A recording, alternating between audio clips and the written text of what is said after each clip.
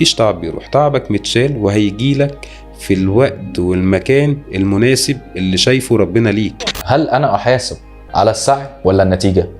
ابدا ابدا ما تحاسب على النتيجه، لان النتيجه دي مش في ايدينا. انت ممكن تبقى انت عامل كل حاجه صح وفي الاخر مفيش توفيق، ده من عند ربنا. انت تحاسب فقط عن السعي. بس من الذكاء ان انا اسعى صح، ما يبقاش انا بسعى في الطريق الغلط. انا عايز اروح حته معينه فانا ماشي عكس الاتجاه، ما انت مش هتوصل، وتقول اصل انا بسعى، ما انت مش هتوصل. فلازم بعد شويه يبقى في تقييم للوضع، انت تقف وتقيم الدنيا، هل انا بسعى صح، هل انا ماشي في الطريق المظبوط. انما النتيجه انت ممكن تبقى عامل كل حاجه صح وما توفقتش، خلي بالك مفيش تعب بيروح، والا يبقى يعني حاشا لله، يعني هو ازاي يضيع تعب حد؟ مفيش تعب بيروح، تعبك متشال وهيجيلك في الوقت والمكان المناسب اللي شايفه ربنا ليك.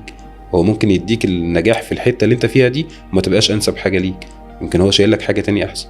انت ممكن تتعب في مشروع كتير قوي قوي قوي ما يمشيش، وبعدين تيجي تلاقي حاجه تاني انت ما حطيتش فيها نص التعب ده ولا ربع التعب ده، وتلاقيها مشيت وانت نورت فيها وبقيت ناجح فيها.